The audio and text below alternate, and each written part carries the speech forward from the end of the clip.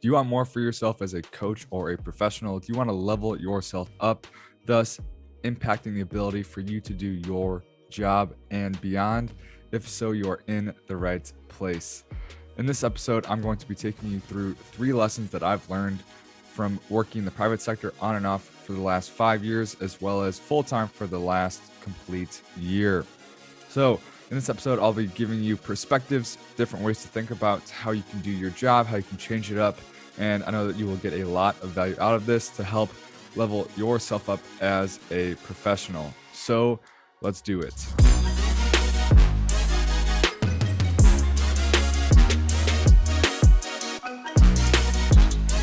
Welcome to TSP. I'm your host, Matt Tometz, and I'm here to share stories, lessons, and experiences in sports performance and professional development. As the sports science coordinator and sports performance specialist at TC Boost Sports Performance, this is something I live day in and day out, and I'm here to share my perspectives with you on how you can level yourself up as a professional and a coach. So let's get into it. First, context, the premise. What is just my context as to these lessons that I'm sharing with you guys? Because context is everything. You have to know where I'm coming from. So first, this is just what I've learned from my experiences as a professional, which have mostly been in the private sector. And no, this is not a competition. I'm not trying to get into some war about whose job is tougher. And that's so not true. And that's not how my job works. I'm putting it out there right now. This is just my experience, my job, just to give you some perspective on how you can do your job better, how you can level it up and make more for yourself. My athletes are paying to be trained. That's one of the unique factors of the private sector. So they don't have to come to me. Nothing is mandatory. It's all voluntary, and it costs not a small amount of money. I have quite the variety of athletes, everywhere from, oh my gosh, 8-year-olds that don't even know their left from their rights to NFL athletes and everything in between, adults, high school, all different kind of sports, et cetera, et cetera. I am my athletes' last priority. So not me specifically, but just our training. You know, they will do their sport practice first. They will go to their sport lesson first. They will do every other sport that they are participating in. And then if they make time for training or if it works out, then they will come in. So often we get athletes in not the most optimal states to be training. This isn't a knock on them. It's just, well, first off, they come to me to improve their sport anyway. So why wouldn't they play their sport? But that's also something else to consider. And on these lessons, these things that I'm going to share, they're not the end all be all. Like I said, these are my experiences. Apply them to your own situation and figure out what value you can extract from them and how you can tweak it to your own situation. If you don't know how, let me know. Let's talk through it and we can figure it out. I am sure. Number 1, results are the bare minimum. And this is a quote that I kind of got from Steve, but he was on his podcast, The Business of Speed. And he was talking about how like results don't get you referrals, right? Results don't get you multi 5+ year clients. That's what you're getting paid to do.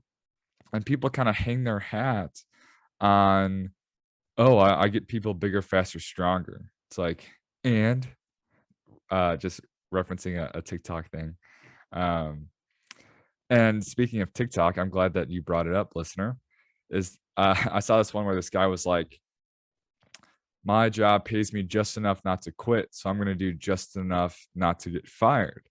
And just I don't even know what kind of brain I have or if I even have one, but what went off in my brain was, well, then you're going to be stuck at that job, guy, because you're doing the bare minimum, you know? Or if you feel like you should get paid more, go do something about it, go talk about it. But that's just the nerd in me. So here's another example that I also got from Steve. Steve Breitenstein was talking about NFL Combine and trying to recruit players and all of this stuff. And it's like any reputable or at least legit facility that's marketing their combine training or reaching out to players on behalf of it should get decent results.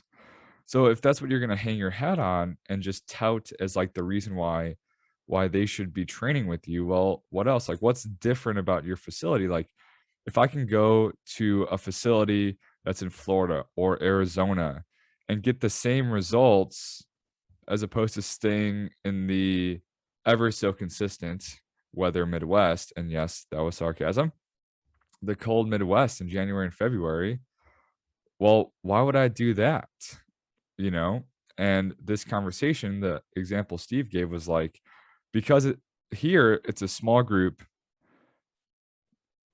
each athlete is going to get the individualized attention they need as opposed to going to a bigger facility and going into a group of 30 where it's just going to be the cookie cutter program, and that Tommy's my boss. Tommy's going to stress over every little detail because he cares so much about it, individualizing and tweaking kind of all of this stuff. And that's the difference maker, is that these results are so calculated and so personal and so specific, as opposed to just going to Arizona for 2.5 months and just getting the same program that everyone else is getting. So that's the bare minimum, is results and getting people bigger, faster, stronger. Now, how do you expect to actually make an impact doing the bare minimum? Or how do you expect to get to the next level? If you're complaining about your job and stuff, well, how do you expect to get that next one if you can't crush your current one? And here's things that you can do that are above the bare minimum. Intentionally creating an experience. Your athletes are paying you to take them through or not necessarily this order, but generally this is what they think they're paying for, is that you take them through a warm-up, you take them through a few linear speed and agility parts of a workout, and then you take them through a sport-specific lift, and then they get a little sweaty, and then they feel good, and then they just move better, and that hopefully it slightly improves them playing their sport. And that is correct. That is the minimum of what you are getting paid to do. So if you can intentionally create experience, right? If you can make them love being there, if you can make them want to train with you, if you can read kind of who they are and the vibes they're giving you and what they need that day, and spoiler alert, I can't elaborate on that topic. But if you're just conscious of the experience of training with you, or conscious of the experience of training in a group, and you are so intentional about making it awesome, about minimizing the kind of awkward dead time by being prepared beforehand, or if you make little notes of every sport that the athlete plays, so then you can ask them about it, or just try to connect kids to one another if they play the same position or the same sport or something like that. That's the intentional stuff that you're not paid to do, but that is so much beyond the bare minimum. Even though it doesn't sound like that much, that just goes such a long way. Something else you can do is simply just following up beyond just what is required, I guess, or just a stereotypical follow-up just first after the first interaction. And here's one example. In a staff meeting, one of the coaches made a comment about this one athlete who's not the most athletic, but they've just been coming consistently and they just made huge improvements. And it's like night and day. Now, their day isn't anything crazy, which is fine because they're on their own journey. But they just made a comment, and then someone else was like, no, you should let that parent know. Like that goes a really long way, and how often have I or any other coach been asked about the results or the numbers from parents? Not that many. I've received comments about how much they enjoy training, or just how their athlete looks when they're playing. It just looks way different to the parent. And that they just love that their kid loves training and stuff like that. And it's funny how it is about training, like that's why we're there, but it's really not about training. But so just following up, I had an athlete who was not the most athletic, tried really hard, kind of spacey at times, but just a good kid. And I noticed for like 2 weeks straight, like something was just different with that athlete. and they were just like more locked in. They were just actually running hard, which led to PRs, and they were really excited. And the other kids in the class was just vibing with this athlete, and they started to support and cheer them on. And reflecting on this conversation we had in a staff meeting, I emailed the mom of this athlete, and I just said, "Hey, I just wanted to reach out that I've just really enjoyed watching your kid participate in the classes these last few weeks. You know, they're actually running hard and they're soaking this stuff up and they're making improvements. And it's just been really fun. And I just wanted to let you know." It's like a 3-4 sentence email, if that. And one of my coworkers knows the mom of this athlete and said that like the mom was like in tears from just reading it, and that's going to go a long way. After that, like, is the mom ever going to care about any sprint strength number? Probably not. But does that still matter? Yes, because that's what I'm getting paid to do, but that's also the bare minimum. So that's just one example of following up on how that is so much more, but it's also not that much more than the bare minimum. Making it happen is the next point. And I had an athlete, they were supposed to train with me midday on like a Saturday. They ended up not being able to make it, and my Saturday was supposed to be done at 3:30, and then they asked if I could, if I was available at a different time, and I said, "Oh, I have X time at like 12:30," and they said, "Oh no, sorry, like we're gonna have to cancel." And then in my mind, I was just like, this athlete is training with me to make their high school baseball team. Tryouts are coming up in like a month or so. Like, what am I really gonna be doing once I get done at 3:30? You know, is this for me or is this for them? So I texted the parent and I just said, "Would 3:30 work? I'd love to stay an hour to work with your son." And he said, "Perfect. He'll be there at 3:30." So it's just he and I in the facility because everyone else was gone, and we just had an awesome session. And that's not to give me too much credit, but it's just like the little things about making stuff happen. And there are personal boundaries. I do want to put that out there, that it's not to become a yes man, but when there's an opportunity to think outside the box about what could happen, or to be potentially a little bit less selfish, not in a glorious way, but did I want to go home at 3:30 and just chill on my Saturday because it had been a long week? Yes. But this athlete, I've been working with them for about like maybe like 4 weeks, and we had a little bit of rapport, and I was just thinking about their goals, and I just wanted to make it happen that day for them. And like I said, it's not the biggest thing in the world, just staying an hour later. But how many people would voluntarily do that? And this isn't to make whoever feel bad, but probably not the average person. So just making it happen, visiting other coaches, reaching out to coaches in the area, networking, actually being a human and connecting. And then you go visit their facility and watch them coach and do their thing. You bring them a t-shirt of your own facility. Life pro tip that works pretty well.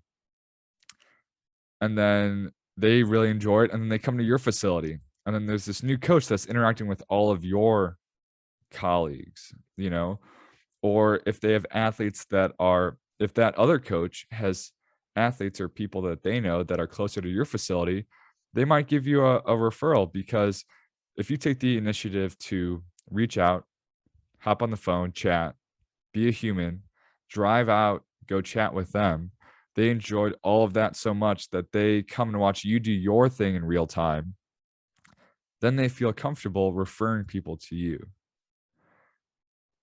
And that sounds like relatively simple, but that's a huge win. That's one way to get potential clients, is just referrals, not only of parents, but also coaches.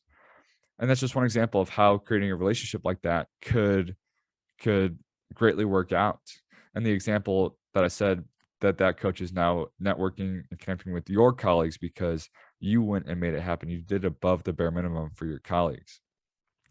One last quick example is going to games. Depending on what sector you're in or just what job you have, asking the parent or asking the kid if they're, older, if the now COVID changes a lot of things. But if they allow fans, now that sports are picking back up, that you'd love to go to a game, and even if it doesn't work out or if it just like slips their mind, I'm sure when that first gets brought up that's going to go a long way. That it will mean a lot to them that you were thinking about supporting them and going to their games. So those are just a few examples of how you can go above the results, go beyond the bare minimum that you're paid to do. Number 2, you are only coaching the athlete in front of you that day. And this is one that I am so bad at. I'm getting better at. But the program is mainly just a skeleton of what you have planned or what you have to do that day. And just very simply put, are you coaching the athlete in front of you that day, or are you coaching the program, a piece of paper that is in front of you that day? How many things do you have to do? How many things are super required that you must do that, you'll do it no matter what? Not too many things relative to the athlete and the person that's in front of you. And learning to let go of control of the session. And this is something, this is funny that just I'm learning to do or be better at or more comfortable with. And I had 2 high schoolers in my class,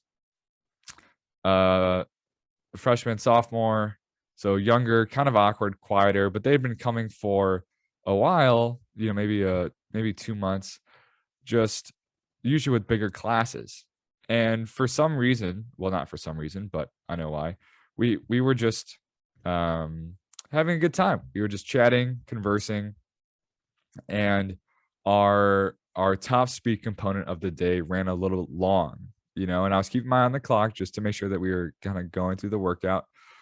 But rest periods in between were going a little long just because we were chatting and having a good time and we were laughing and whatnot. And everything was kind of just flowing. And I was thinking about, oh, well, we have to hit our acceleration and then we have to hit our agility and then we got to lift and da da da and all this stuff.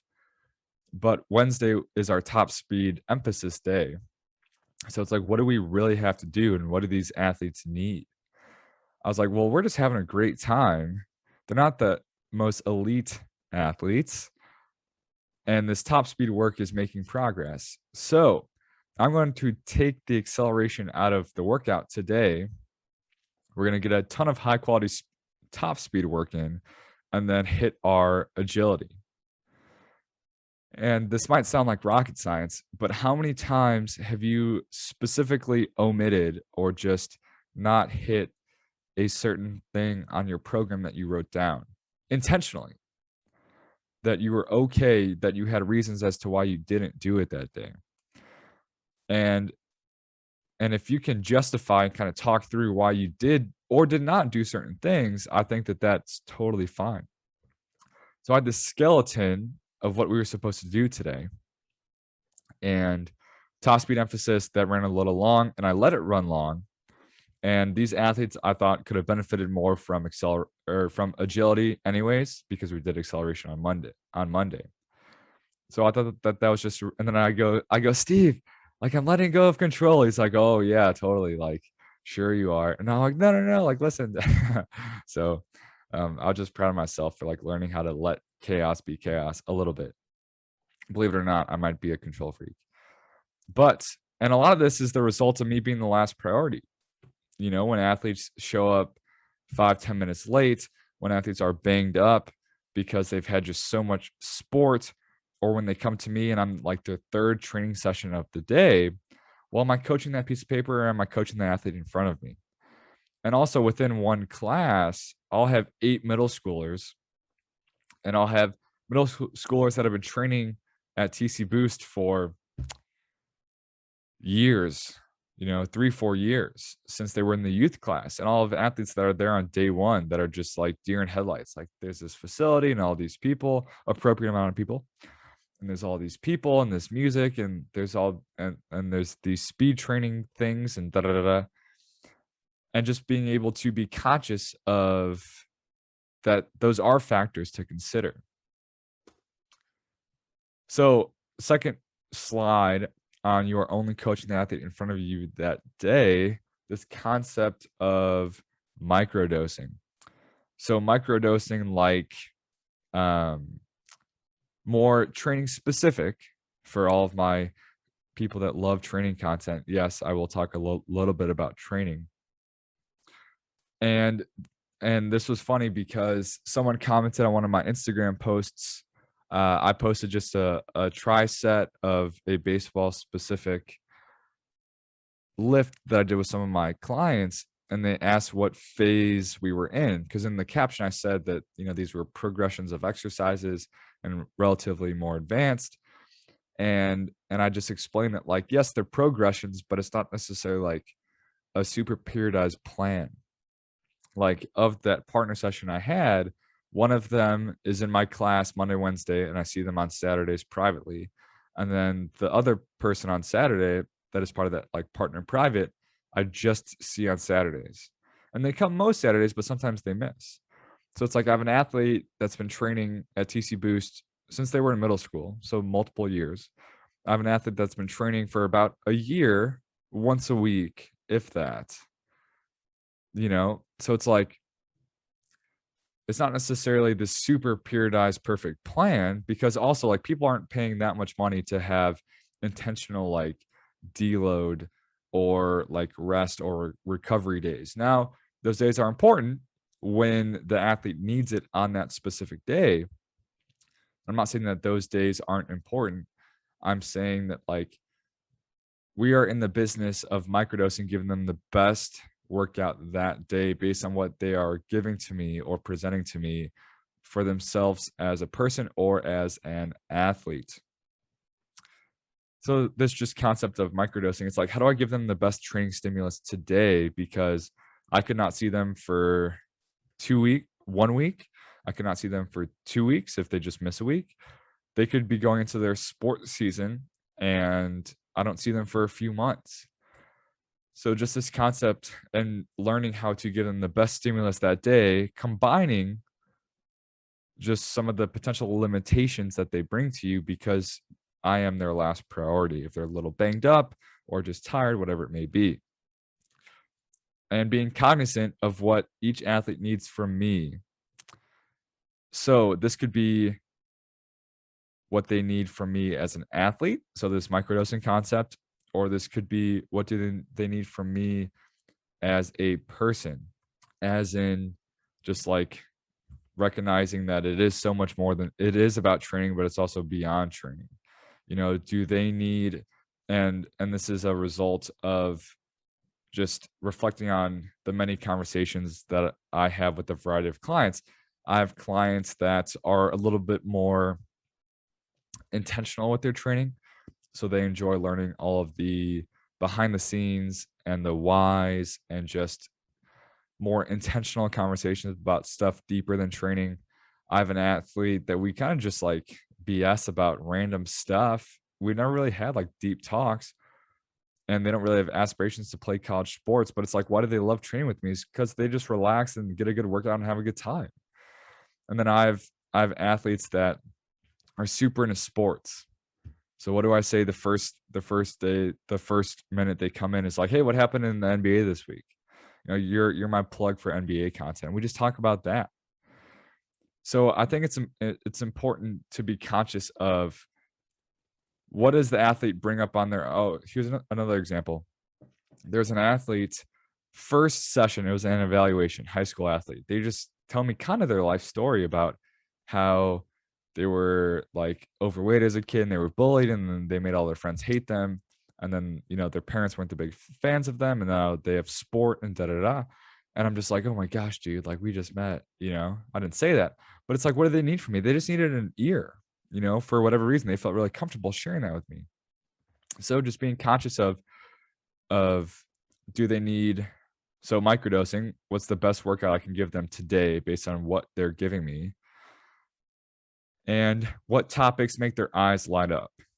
What do they say or not say? What questions do they gravitate towards, or topics, or do they not gravitate towards? Or are the topics a little bit more personal? Are they a little bit more vague? Maybe they just don't want to talk and actually do just want to have an awesome workout. But knowing that each athlete is going to need something not necessarily super different, but just individual. So just asking yourself, what do they need from me right now? And why are they really here? Are they here to drop all this time on their sprints, get bigger, faster, stronger? Yes. But I think this is in the next slide. So why are they really here? That'll take me into number 3.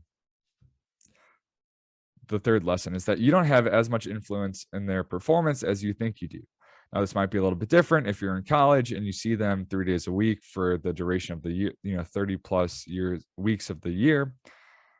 But I was reflecting on this because I had an athlete that I'd been training for like a month that committed to college. And I was super excited because that was my first athlete who who committed to college since I've been full time.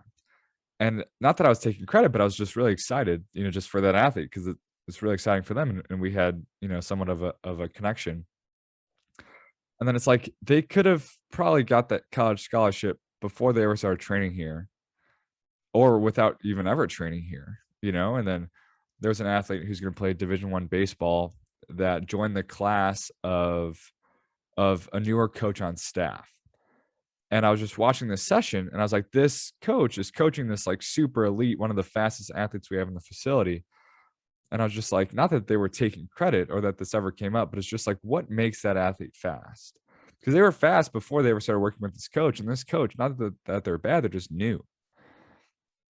And it just really made me think, it's like, where do we really fall into this training process? Or like, how much of performance do we really have?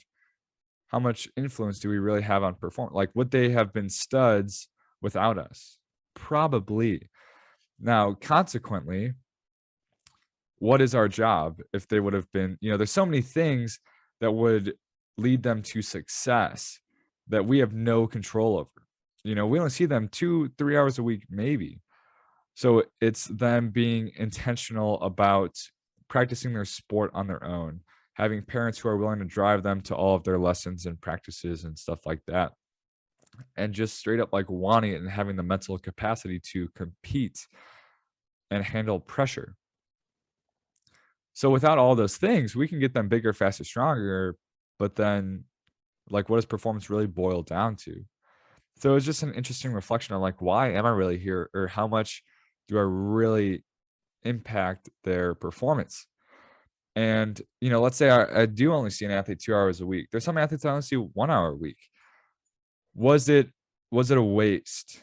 How much super high quality training can we really get in?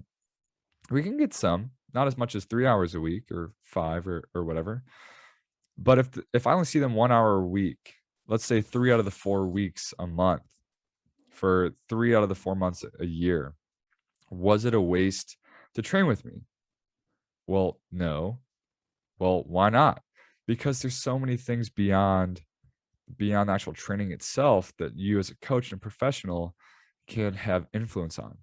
You can teach them about how to properly warm up. You can teach them how to take care of their bodies. You can teach them about the importance of recovery.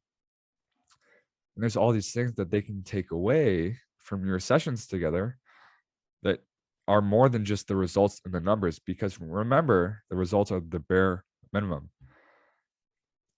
Or maybe they just have a really good time and they learn to enjoy training because they have a coach that is intentional about the experience and recognizes who they are as a person, what they need that day, as opposed to just like checking off all of the boxes of what's on the piece of paper.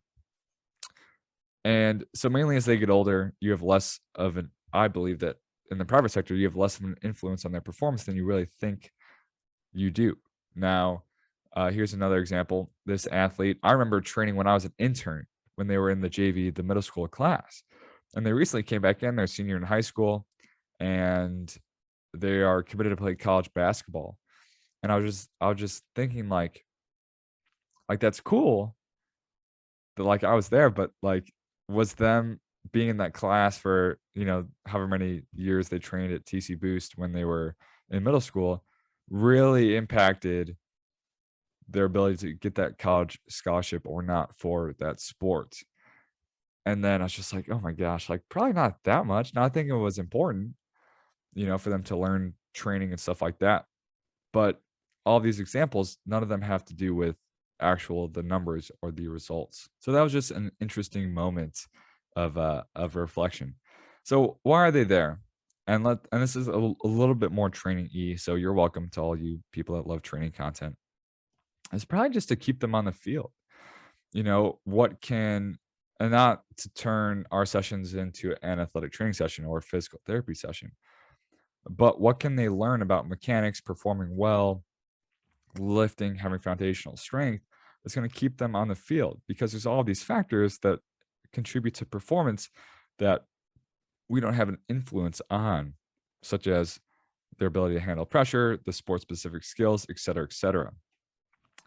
And you could just have an influence on them mentally and emotionally. And this was a really cool story as the social media manager, fun fact of TC Boost, it's a secret, that I interviewed an athlete that had been training at TC Boost for a decade, since they were in 5th grade through their senior year of college lacrosse. And they've been training a lot with Steve, and just interviewing him and hearing these stories about how much it had meant to him just training at TC Boost. He was just always injured and hurt and just trying to get back on the field of playing lacrosse, and just having the support and the positivity and the encouragement of Steve just throughout every injury and every kind of comeback. And then having someone who was always checking in on how college recruiting was going and what he can do on his own and stuff like that. And it's like, of this interview of training for a decade at TC Boost, yeah, it was maybe mentioned that he got like bigger, faster, stronger, but he was probably going to be a stud at lacrosse, or pretty close to the level of studness as without training. But the difference maker was that he was super into training and he didn't get discouraged, and like what would have happened if his first injury had took him out of lacrosse completely. And that's a powerful moment right there. That was the impact that the coach had on that athlete that young in their career, both mentally and emotionally, that goes so much beyond the results, as the results are kind of the bare minimum. So that was just a really cool story. So why this matters, and I just have 2 examples. So as a college strength and conditioning coach, if you want your freshmen to get excited about weights and just like working with you, well, how do you do that based on some of these lessons that I've shared? It's like, well, you get the upperclassmen super excited and talking about weights before your first session is even close to starting. How impactful would that be if you've made such an impact on coaching the athlete that day, on giving them awesome workouts, coaching the person that day, on being intentional about what do they need from you as a person and being willing to modify the plan based on what they need, but then also giving them a killer workout when they want it and they're ready for it, both mentally, physically, and emotionally. That whenever these freshmen aren't even freshmen yet, they're on recruiting trips and the players are hyping up you as a strength coach on how awesome it is training with you. And that's just one example on how like it is about training, that they're saying that you do your job really well, but what they're saying that you do really well is so much beyond the results. So that's just one example of a college S&C coach on how this can be applied. Second example is just as an athletic trainer, if you want more compliance, make them not make them not dread coming to the athletic training room.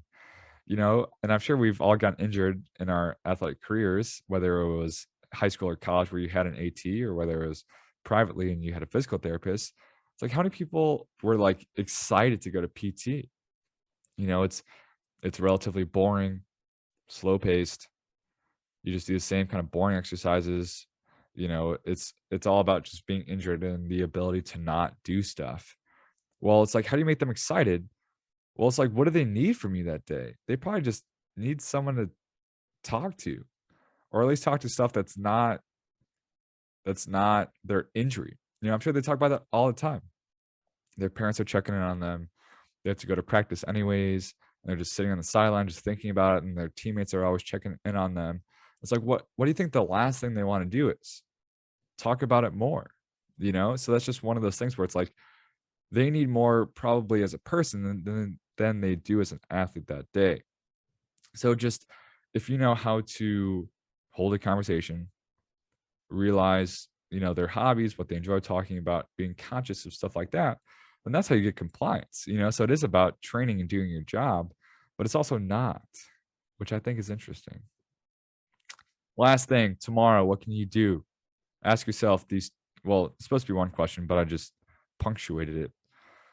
Number one, what does my athlete need from me as a person today? And what does my athlete need from me as a coach today?